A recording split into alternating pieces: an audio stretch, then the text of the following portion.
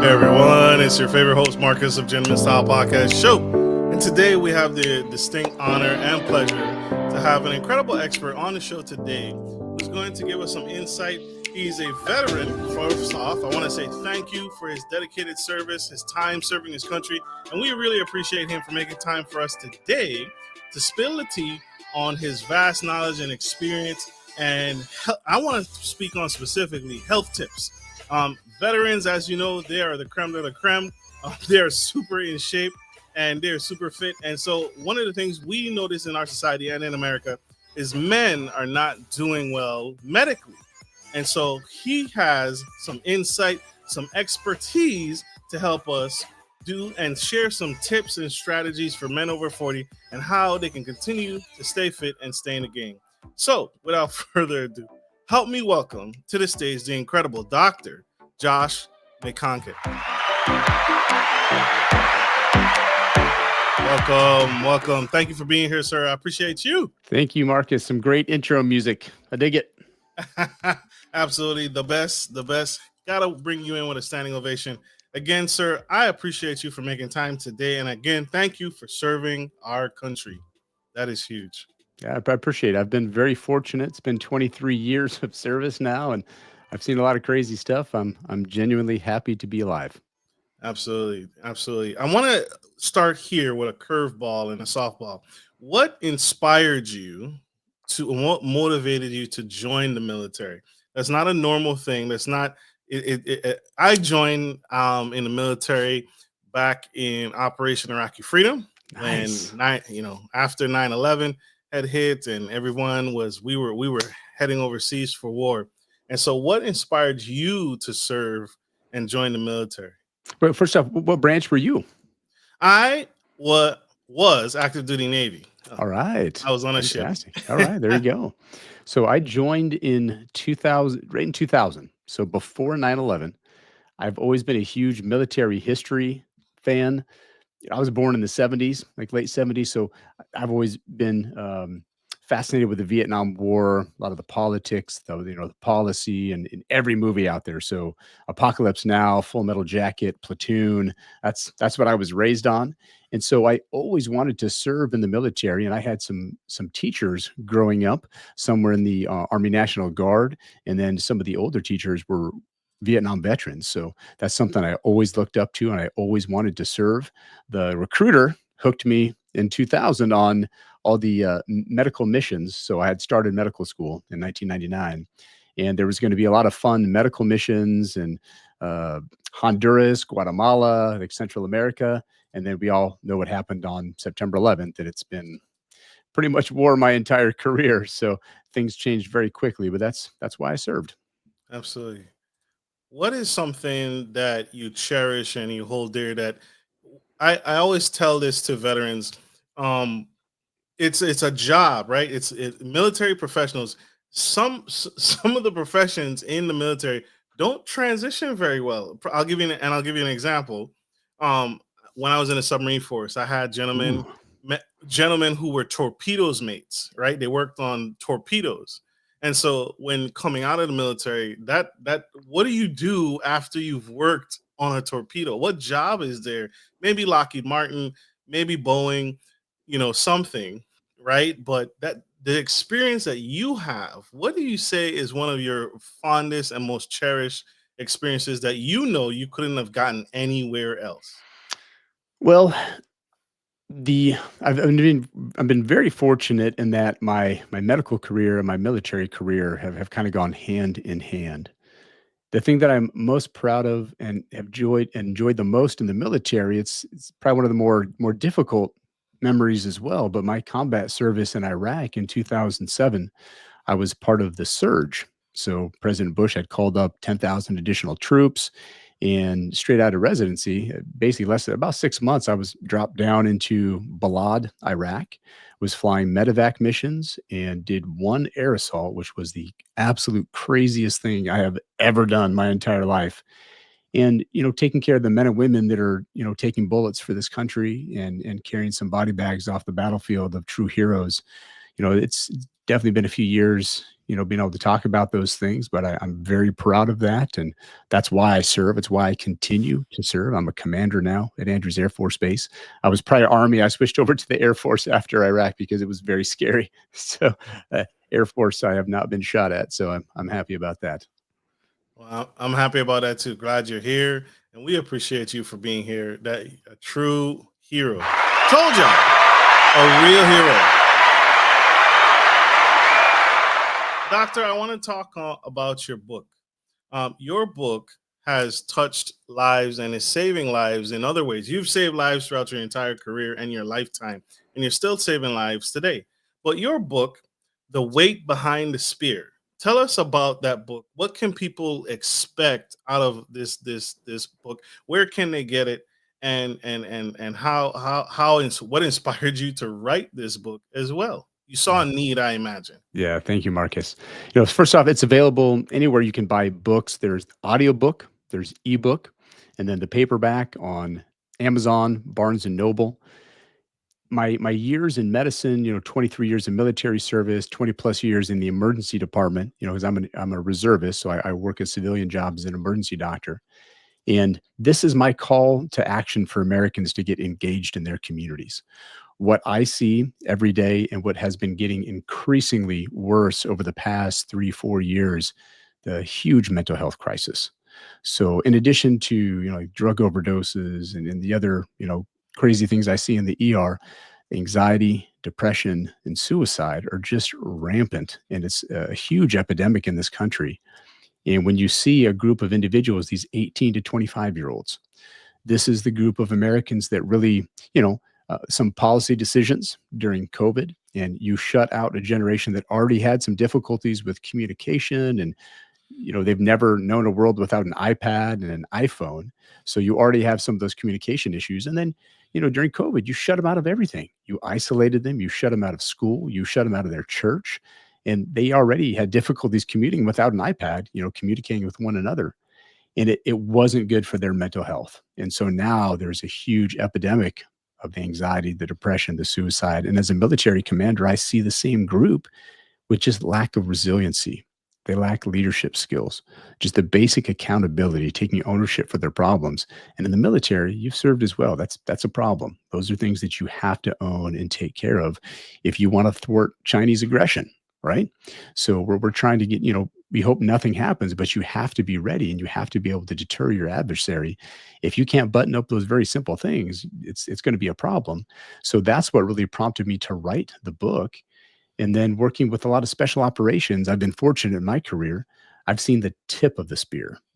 I realized very quickly that I cannot do those things. I generally don't jump out of helicopters. I don't take down bin Laden and do crazy things, but I take care of people that do. And every single one of those special forces operators has somebody in their life, the weight behind their spear. Teachers, coaches, volunteers, mentors, and their families. That is what sets America apart. That's what I wrote the book. I need more people to engage. Absolutely. Any tips or strategies on diet and exercise? We hear it all the time, right? Is it exercise? Is it diet? It's what you eat. Because you look great, doctor. First off, I want to say you look really Thank you. great. That's 23 years in the military. I will tell you, there is nothing more satisfying for me as a 47-year-old guy is beating down some 20-year-old kids on fitness testing. Mm, It is fantastic. It is the highlight of my entire year, that once a year when I get that fitness, that PT test done. And it's probably a little sad that I'm almost 50 years old and still crushing some of these kids for them. But for me, it's I have a lot of fun with that. I bet. I bet. Running. What are you, a swimmer? What do you bike? What do you run? You're Yeah, a runner. it's just to exercise, bike, and run quite a bit. My knees and my hips have hung in there, so I'm still able to jog, and just the real basic things which we talk about here. As you get over 40, it makes a big difference. I've found a couple of tips that I've found very successful. Absolutely. And diving right into that, doctor, what is some of those tips that you can share that will make a difference in the impact of us approaching 40? I'm 37, There you go, approaching getting 40. close. All Yes. right. So these are the fun ones. Okay. Nobody likes the recommendations where you can't do anything fun, right? Well, I've got three that will more whiskey, more sex, and more sleep. And we'll talk about each of those and break those down because it almost sounds a little bit counterintuitive.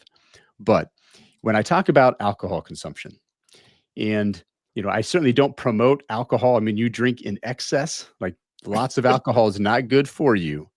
But generally, everyone's getting together during the games. We just had the Super Bowl a couple of weeks ago. For me, I've noticed as I've gotten over age 40, when I drink like a lot of beer or I drink several beers, the weight gain that you'll see long term. Notice some things where I'm up urinating several times a night as that prostate starts to get a little bit better. I have found when I've switched over to whiskey, I actually don't have some of those side effects.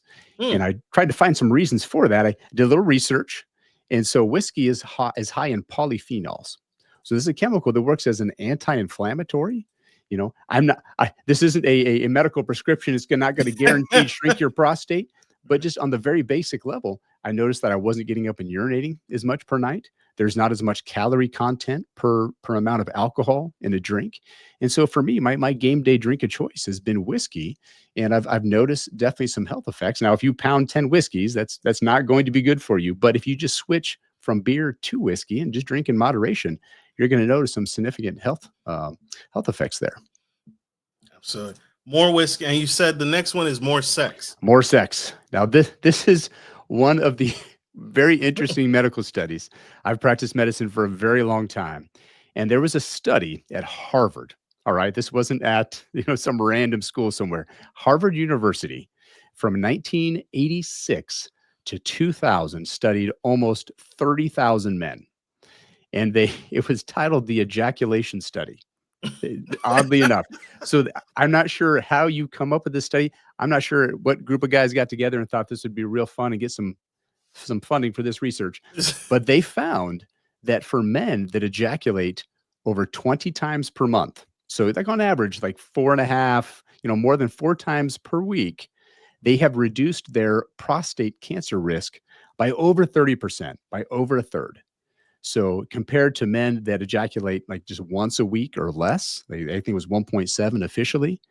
And the study was so impressive. Like the Australians were like, "Hey, wait a minute, let's double check that one." So the Australians literally did an exact same study and found the exact same result, except that they had decreased the prostate cancer risks by 35%, so over a third. So there's something about ejaculating more than 4 times a week. Uh, I don't have the time. I'm not sure who has that kind of time, but good for them. But if you ejaculated like more than 20 times a month, you decrease your prostate cancer risk, which is a big deal for men. So that's certainly something I think all men can get behind. Absolutely, absolutely. Can definitely get behind that, fellas. Do what you got to do. That's doctors, or well, it's not a prescription, but doctor Yeah, doctor's recommends. orders. And then the more sleep, and there's several reasons for that. And the big one that it's really tied to is there's a lot of undiagnosed sleep apnea in men over age 40, with weight loss and inactivity and just those body changes and some of the hormonal changes, with lowering testosterone levels. But for many reasons, we see much increased risks of sleep apnea. And it goes undiagnosed. You just wake up, you're feeling tired, you don't have as much energy. I mean, you don't know that you woke up 100 times last night. So, getting in and talking with your primary care provider, if you're not getting good rest, if you're really feeling tired, it might be a lot more than just low testosterone. That's what that's like the fad right now. Everybody's got low T and there's all kinds of supplements and injections. You might IV just have, drips. yeah, there's other medical disorders like sleep apnea that have huge effects on cardiovascular.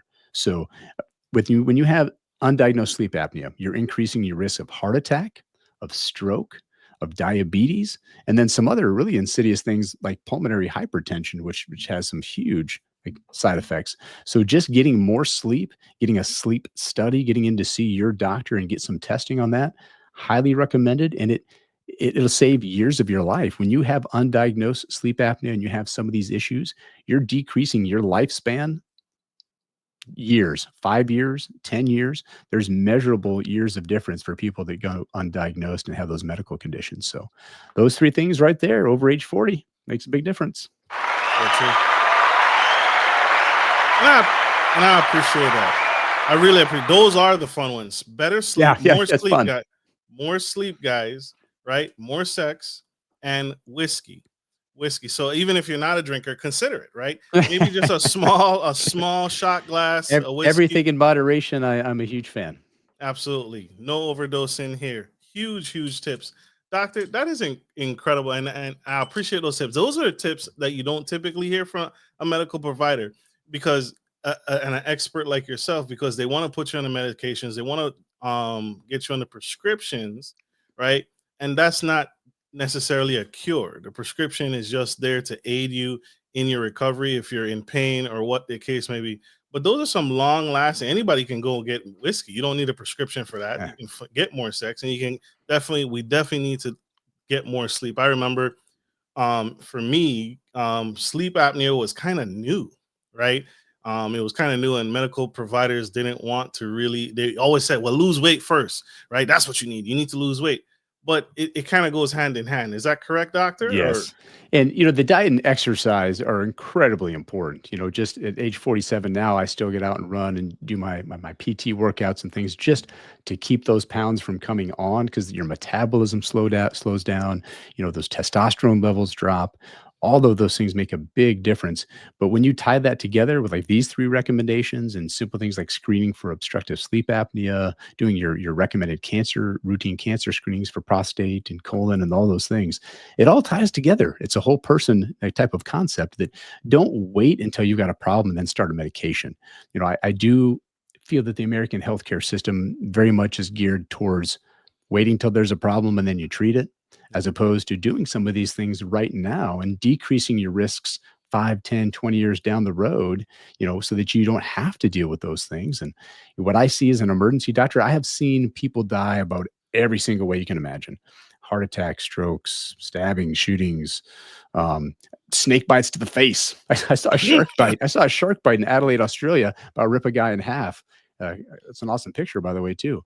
But I've seen so many different ways you can die. It makes me very paranoid. So it kind of keeps me in shape, keeps me going to the gym, keeps me running, because I see the guys my age that haven't done those things. And then when you drink too much and the smoking or drug use, you see how it takes that toll on the body. And some of those things can be irreversible. And there's a reason why the lifespan for men is shorter than women, and then post COVID, it's even shorter. Yes, sir. Yes, sir. Absolutely. And great points, doctor. I want to talk about testosterone, low T Yeah. levels. There is some scary data. We are experiencing some low testosterone levels in men these days. And can you just first off touch on why is testosterone significant in men? I don't think there's enough Oh, emphasis being yeah. highlighted on why it's important, what testosterone is, and why we should be concerned about this as men and as we get older. Can you touch on that, Doc? So it's become more of a fad in the last like decade or so. But naturally, like all men, as they age, get decreasing testosterone levels.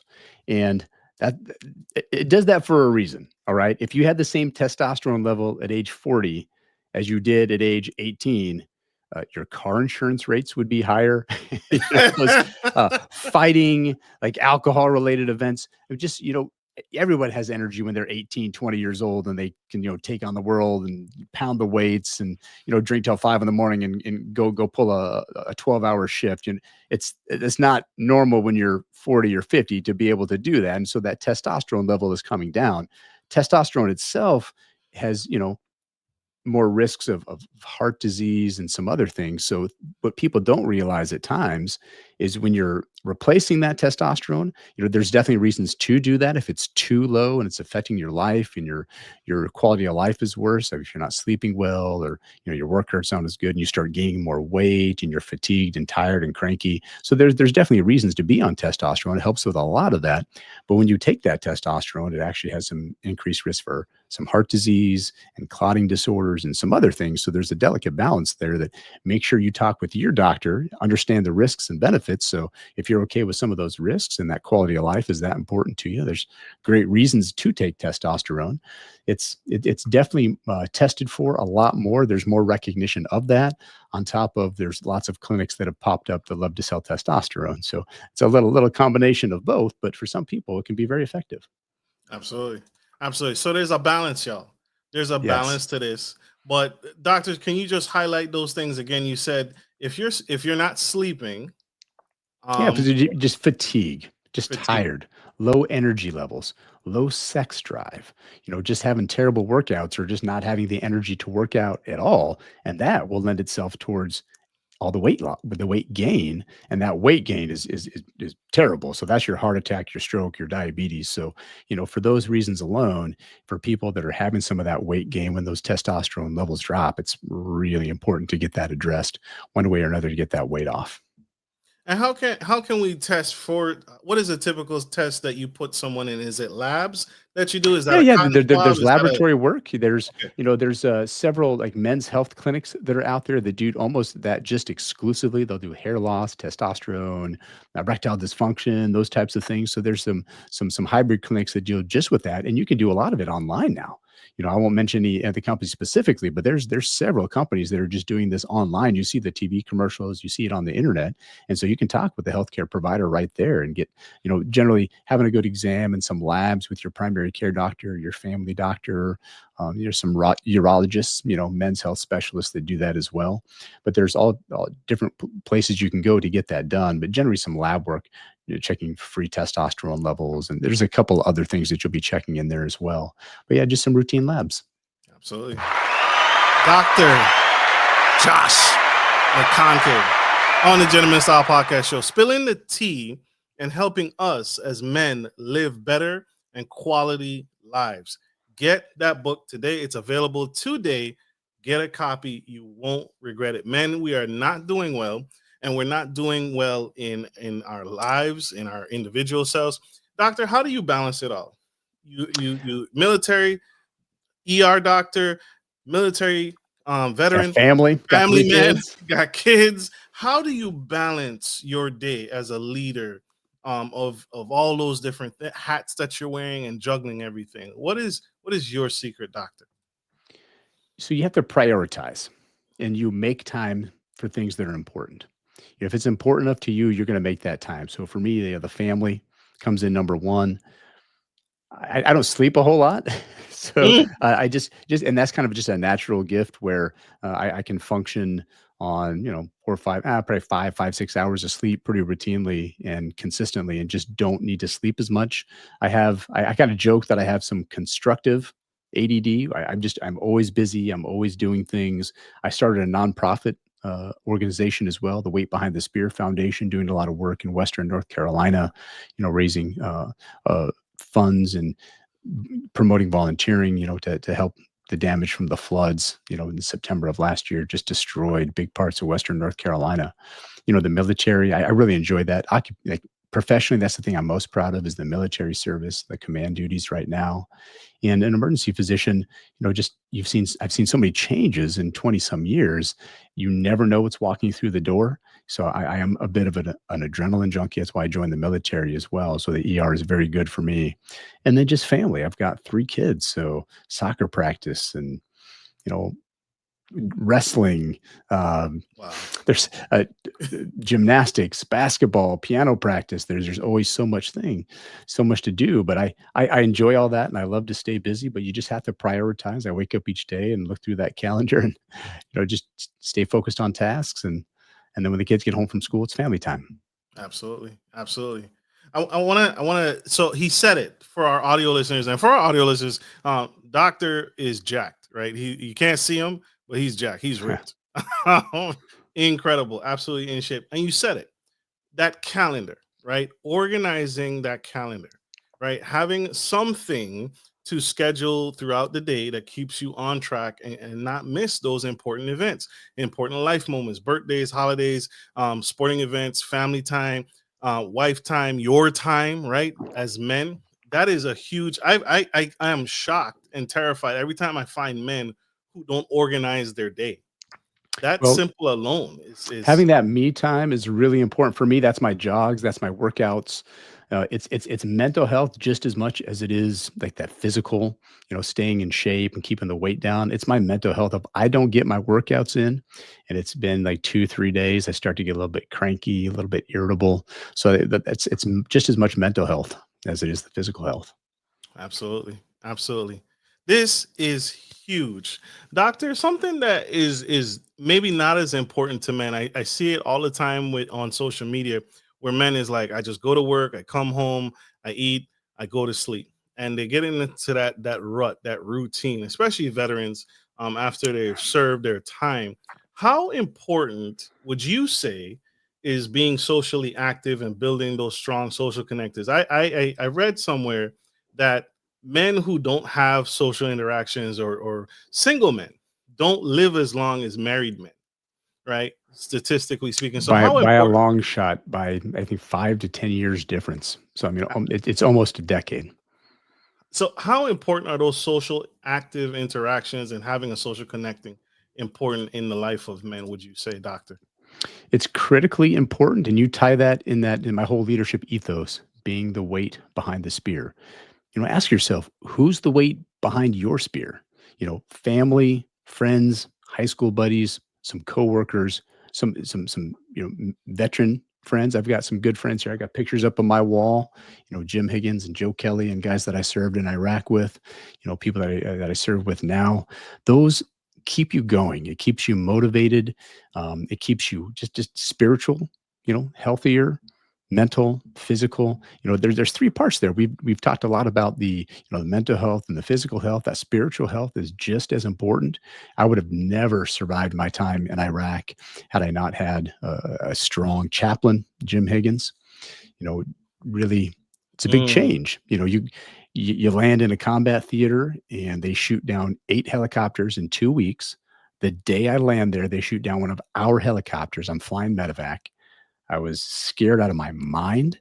And to rewire my brain and lean on my faith, it's it's just crazy. I to get through that, I never would have survived that. My cousin Zach is a special forces operator, Green Beret, was a prior combat controller, and he had some great words of wisdom for me as well. Like, hey, listen, it's going to be the best adrenaline rush of your life. You can either die whimpering and cowering, or you can die doing some awesome stuff. You're saving men and women on the battlefield, like in a medevac helicopter. Man, there's no better way to go. So I mean, it's not like I was suicidal. You just have to give up that fear of death, put your trust in God, and you throw the bulletproof gear on and a little chicken plate and throw around in the chamber. You just fly straight into the face of hell and do what you need to do. And it's a hell of a rush. I'll tell you that. I would not, having 3 kids now, that was prior to children. I would definitely not ever do that again. If it's World War III and I absolutely had to, I suppose I could, but man, that was some crazy time. But without that spiritual, component there, I would not have survived that for sure. That foundation is key, y'all. Hmm. Notice how he layered those relationships and those kinships, spiritual, some friends, family, his kids. It's all foundational. If you're thinking of a stool, right, these are the legs of the stool that keep Dr. McConkey grounded. And you need that. As men, we need those pillars, we need those things to lift us up. Who's behind your spear? You heard it here on Yeah. Gentleman Style Podcast. Huge, Surround huge. yourself with good people. I mean, those friends that care about you, they've known you the longest, been with you throughout your life. Lean on those people. Let them know. Don't be afraid to talk to them and reach out. Absolutely. What's a bad connection? What's a bad friendship that we should actively avoid? I feel like men have some really bad friendships, right? If I'm going through something, or if I'll use myself as an example, if I'm going through something, I feel, and I've learned over time, that the friends that want to go drinking is not the good quality friend I Mm. need. I need someone who's more wholesome than that. What is one thing that you would say is that would be a sign as a good friend that you want to keep in your life as a man? Yeah, someone who you can be yourself and you can feel fine just being you, who you are, talking about what you care about. You don't have to agree on everything. Like right now, this is the most divided politically and generationally the country's been in a long time. But foundationally, Can you talk and just be yourself with that person? Is this that neighbor that's always doing the keeping up with the Joneses and buying this and that and pressuring you to, like, if you know what, nobody really cares about that. If that's all those people really care about, those types of people that are trying to get you to spend more money and climb up that social ladder, that's not healthy. I found out in Iraq, nobody cares what kind of car you drive. They don't care how big your house is, and they do not care how much money you make. It's live or die, period. So none of that matters. If you can't be yourself and just talk about things that you care about, and that's probably not someone you want to spend a lot of time with. Negative energy, I just remove negative energy from my life. It's not worth it. After 47 years, I have figured that out. Surround yourself with good people that care about you and you can be yourself with. You don't have to agree on everything. I mean, I got some great friends that we do not agree on much almost anymore, but just foundationally, we know where we came from. We can be honest with each other, and it's positive energy. Absolutely. Absolutely. Doctor, as an emergency physician yourself, years of experience, you've seen some things. Um, Combat overseas, you named several situations. You see patients with anxiety and depression all the time, some who've even attempted suicide. Yeah. Suicide rate is rising and it's on the rise. How do you find that we can instill confidence in our youth and give them a will and a reason, and our men a reason to live? So the very simple things of just teaching accountability and ownership. So like you're responsible for your life. You can't blame somebody else. You're like, oh, that referee made a bad call. Oh, that teacher doesn't like me, or my boss is a jerk. It has to be about you. Take ownership. No, you can't control what other people do around you, but you can control what you do and how you respond to things. So accountability and ownership are huge. Hold yourself to a higher standard. As a leader, myself and my organization, nobody likes rules. All right. So if you talk rules, this, that, yeah, people don't like rules. But you talk about standards. Like to be a part of this team, to be a part of my aeromedical staging squadron, this is our standard right here that I need you to meet to be part of this team. If you can't, then we got to find a way to get you there, or you're not part of the team anymore. And then, not micromanaging. So just surrounding yourself with good people, because I can't possibly know it all, but let people make those decisions, right? I mean, you find yourself good people, you bounce ideas off them, and then, let them do their job and do what they need to do to help you. Don't micromanage stuff. So, teaching that at a younger age is going to help with resiliency skills. Not having the lawnmower parents there that are just mowing down every obstacle. Oh, we can't let them have any adversity. Everything's got to be just perfect. Like, wrong. That is the exact wrong thing. Because if they don't make mistakes, they don't learn. And then when they do encounter mistakes, or they do encounter, things where that the resiliency skills are going to mean everything, they fail miserably. That's what I'm seeing a lot of right now. That's why I wrote the book. Absolutely. Absolutely. What I'm hearing, and you can please give feedback on this, what I'm also hearing, men, we need to hold ourselves accountable, we need to hold ourselves to a higher standard, and we need to have ownership of the things we do and the things that are in our control and in our purview and in our ecosystem of what you have around you, what's surrounding you, right? What's in your home. Take ownership of that, take pride in that, take joy in that, right? And so Yeah. when you ask yourself that hard question of why am I here, look around you and look at the people you're impacting, again with those social connections.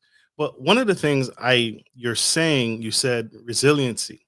When I hear resiliency, I also hear the word grit. In order to do the things you've done, do the things you are doing today, and do the things that you're going to do in the very foreseeable future, you have to have a sense of grit and a resiliency to stand through the pouring rain, stand firm when it's hard. Doctor, how do you teach resiliency and grit to a man who's struggling and may not have all those tools in his tool belt? You have to believe in yourself. You Mm, have to just refuse to give up. Like and this is a decision that you have to make yourself. Is this goal or what you're trying to accomplish or this relationship, or if that is critically important to you, then nothing can stop you. You just refuse to give up. You're going to make mistakes. You're going to fail. Crazy things are going to happen. You just have to refuse to give up. I had a horrific case, boy, 2019, 2020, just as COVID was hitting. Crazy story. I own part of a freestanding emergency department. Crazy money. The CEO, we find out that he's embezzling money. He's violating Medicare laws. We hired a forensic accountant, crazy amounts of money. I turned him into the FBI. He offers me a $3.4 million bribe. I told him to shove it up his rear end. I'm a colonel in the United States Air Force. I will not compromise my integrity for a penny. Not one. I can't control crazy. There's plenty of crazy people out there, but I can control what I do, and I will not put up with that. Goes berserk, tries to bankrupt the company. The courts were frozen with COVID. At the end of the day, he threatened my family. I actually had to move to Australia for a year to get away from him. And just an evil, evil, nasty dude. But guess what? I can't control crazy. I lost $5 million, but my integrity is intact. My family is safe, and he's just an evil human being, and will be in jail eventually someday. But it's just not going to help me financially. But I refuse to give in to that. I don't care how much money he would have bribed me with. $3.4 million. He had done that with several people and other businesses. I come to find out now, of course, been sued at multiple locations. But he found the one guy that would turn down $3.4 million, and he made my life hell, but I absolutely refuse to give up. So it's he eventually will end up in jail. It's taken a very long time, unfortunately. Right. But you still press through. You still push through. Absolutely. I refuse to give up. I will not be defeated. I'm going to fail. I make lots of mistakes, but like when you talk integrity, like I will not give up, period. Sir, that is big. I don't know too many, and maybe that's my fault, right? I need to change my circle of friends. I don't know too many people that would turn down a significant bribe that huge. But It's that's pretty just wild. that's the guiding principle in you. That's that morals. What would you say? What would you? I don't want to say blame, but thank for that. Who would you thank? Mom and dad? Would you? Who would you thank for that guiding moral compass? Would you thank the My Air Force? Would you? my parents, Yeah. some great leadership I've had throughout the years, and they just my moral compass and my faith. I knew it was wrong. I just I'm extremely stubborn as well, sometimes to my detriment, but that's that level of the corruption and the embezzling, and it's just I can't be a part of that. Number one, I had a security clearance, so I had applied for a national security position on the National Security Council. They have these IMA positions for reservists, and when I went through some of the security questions, it was incredibly obvious that this was going to be a problem, and I could not be a part of it. So, at the end of the day, like my military career and that service, my integrity was just so much more important than the money, and it cost me a ton of money, unfortunately, but I did the right thing, and hey, and even crazier is about 4 years later, I won the North Carolina Educational Lottery. What? Yeah. So, you talk about crazy stories and doing the right thing and God putting you through the ringer, making it very painful. How far can we push this guy? Are we going to break him? Is he going to give up? I didn't. I literally moved my family to Australia. And then that was just a little, hey, I was just testing you out there. So here's a little lottery win. I was just checking you out. I'm just testing you out there. You did okay, and keep on trucking. You're doing the right thing. And losing $5 million is extremely painful. It's I'm not an idiot. It's a lot of money. So the lottery win was just kind of one of those karma things coming back. Wow. Wow, wow, wow. I wish I could give him another microphone so he could drop it. That is big. It's a crazy story, isn't it? That, There's a lot of crazy people out there. there is. And you have weathered and faced them all. But sir, I gotta stick to that. What in your book, one of your chapters is entitled Nightmares Are Dreams Too. Mm.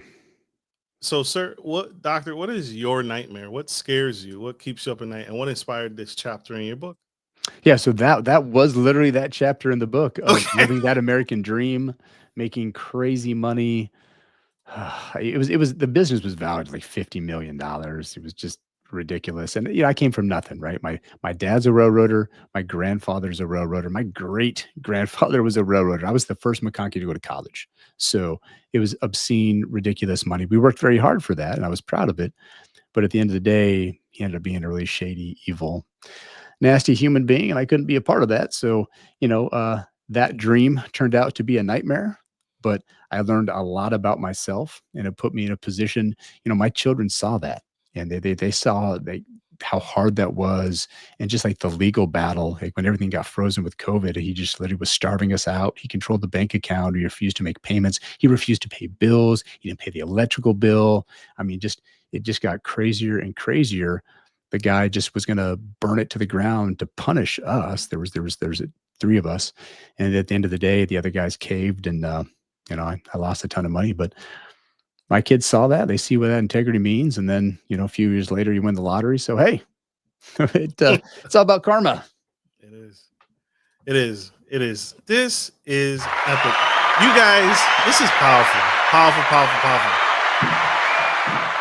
Doctor, I have to ask, because during the time you won the lottery, you're running an election. You're running for Yes. office. And so it takes a very special person to stand up and run for office and stand there and serve. In your entire resume is just service upon service in all capacities and in various facets. Uh, what inspired you to run office, and what changes um, led to that? What change did you see that you wanted to be the spear in the forefront and the head of? So you realize very quickly, winners make policy. That's You don't Mm, win, you don't make policy.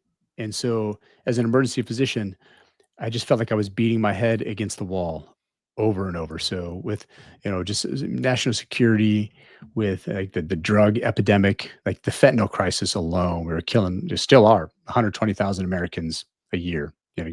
We've killed millions of people with drug overdoses, a large chunk from fentanyl.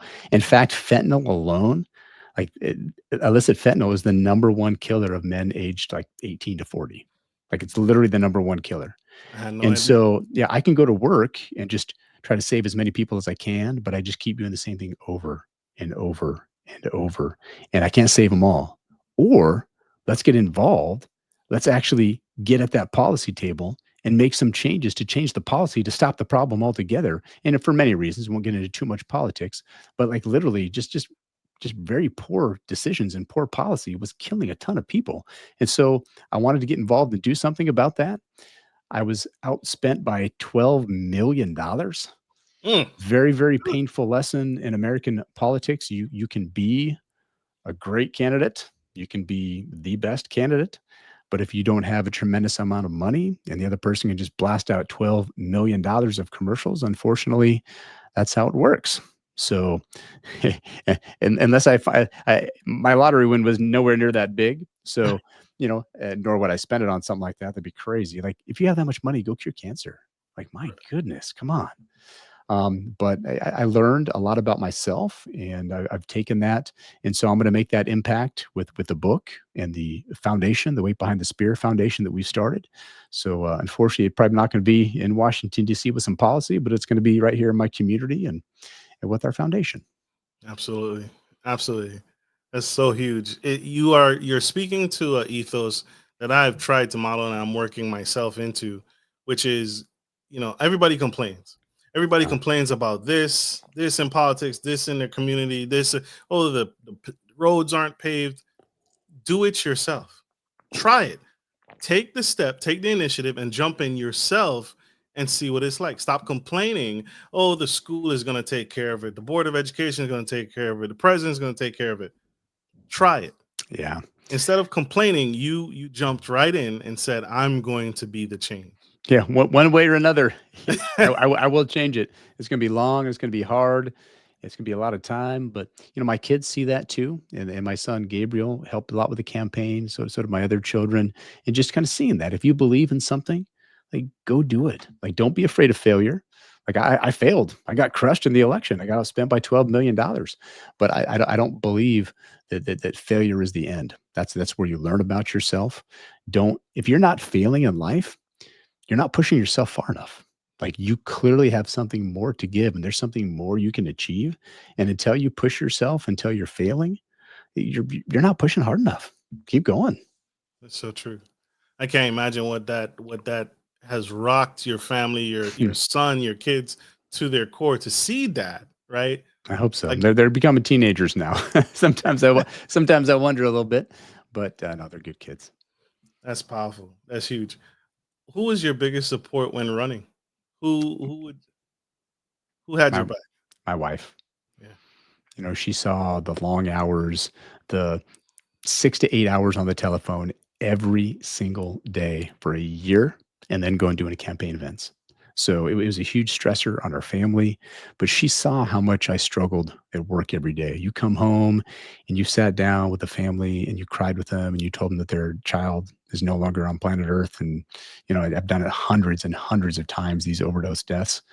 I have to do something. I can't just go there and just keep smashing my head against the wall and pretend like it's okay and then come home and just, crack open a beer and chill and watch TV. That's just not the way I'm wired. I can't do that. I have to do something. And, with the book and the foundation and that run for Congress, that was me doing something. And I will not be defeated. So one way or another, we're going to get this done. Absolutely. Absolutely. This is huge. Doctor, I want to talk on the foundation a little bit. Oh, thanks. I want to dive in there. The foundation that you started, the mission, what's its ethos? What's the goal there is it to fight back against drug addiction? Is it to push back against um things that you are seeing in the community, in your community? How big is the foundation? Is it worldwide or is it just your But it local? just right here in North Carolina, people across the United States, I've got some contributions. This mission is to promote community engagement. I want people to get involved with their community. Everybody has something different to give. So, volunteering, coaching little league, t ball, soccer, volunteering at your church, volunteering in your school, or maybe you're just an animal person and you don't want to coach little kids. Go to your local animal shelter. Those animals are emotional support to somebody. Like everything matters. Everybody has something to give their community. What you do every single day matters. And so that was just really kind of piggybacking off the book, be the weight behind the spear. Now there's the Weight Behind the Spear Foundation. And our first big project was raising money for Western North Carolina, just devastated by Hurricane Helene and the floods right there at the end of September. So if you go to weightbehindthespear.com, WEIGHT/foundation, kind of learn more about the foundation. And it's been a lot of work. I had never started a nonprofit before. I'm the attorney, I'm the CEO, I'm the fundraiser. It's you ask how I stay so busy. That's a big chunk of it. But this stuff really matters, and we're making that impact. We're able to make some contributions to some other organizations here in North Carolina, and trying to make North Carolina and America a better place. So it's a huge task. I need a lot more people involved, and the more people that hopefully read the book or find out about the foundation, you know, we need you. America needs you. It's a team sport. Life is a team sport. Absolutely. No one gets to the top by themselves. No, No one these gets to the top by these themselves. special these special operators jumping out of helicopters, taking out Bin Laden. Every single one of them had a coach or a teacher or a family member, somebody that just gave them the amazing confidence in themselves to develop these skills. Nobody's just born with that. Absolutely. Absolutely. Huge. Huge. Absolutely. This has been an incredible conversation. And this is absolutely, absolutely necessary. And you see how hard I work out to get these great, incredible guests on the show. Doctor, you have shared so many nuggets, so much insight. You've shared family, your experience, your wisdom, and it pushes through and through. Again, public servant in all facets. All facets. Sir, I wanted to ask two questions. One, that young man, younger woman whose back is against the wall and debating on whether she should join the United States military, what would you say to her or him right now? Being part of something more than just yourself, being part, when things go bump in the night somewhere on planet Earth, there's terrible people out there. There's, you know, gosh, you look at history. I'm a huge history buff. Being part of that team that comes in there, and when you put that uniform on, you're you're more than just yourself. When I stepped foot in Iraq, when I stepped foot in Central Africa, Rwanda, I helped build up some of the aeromedical evacuation program that was doing, NATO security missions, in North Africa. When you step on anywhere on planet Earth with this uniform, that's what people see. Like you're. I mean, I don't consider myself a hero, but when you wear that uniform, you're a hero to somebody, and that makes a huge difference. Less than 1% of people serve. America needs you. Your community needs you. Like the world needs you. So people that are thinking about that, you can be a part of something very special. Absolutely. So join the military. And doctor, for you've shared so many nuggets for our young man whose back is against the wall. He's racing in his head on whether he should give up or not. What would you say to that young man who feels there's no other option but to take his own life? What would you say to that young man watching you right now? What you do matters. Don't be afraid to reach out. Don't be afraid to tell people how you're feeling. That silence and that isolation is typically what leads to that. So, find somebody. You can always go to your emergency department. We're there 24/7. If you have nobody else to talk to, go to your emergency department. Talk with a healthcare professional. Let them know what you're feeling, because you do matter and you do have something to give. It's dark. I've been to some very dark places. I've seen some horrific things, but you will make a positive contribution, and what you do does matter. So come on in and see me. Absolutely. Absolutely. Doctor, how can we connect? The train has left the station. You are on mission, sir, but it's not too late to get on board. How can people connect? How can people find you? How can people find your community and what you're doing to change the world for the better? Go to weightbehindthespear.com, WEIGHT, weightbehindthespear.com. Follow me on Instagram. It's Josh McConkey, MD. On X, McConkey 007. You can follow me in IMDb as well if you want to listen to all the podcasts. Absolutely. Check him out. Absolutely. Absolutely. And if you all can, again, it's WEIGHT, behindthespear.com. Check him out. Check him out. Also be in the show notes. Get on board. We're on mission, y'all. Men, we're on mission. Thank you, doctor. I want to say this to you publicly. Thank you. Never give up. Marcus. Never give up. We need you. We need you. Like we got to let the good doctor go. He has many more clients to see and many more life-changing experiences and philanthropic adventures to take on. Like we end every show. Take care of your friends. Take care of your family. And always, always, take care of business. This is Marcus, your favorite gentleman, and Dr. Josh McConkey signing off. Love you guys. Bye. Thank you.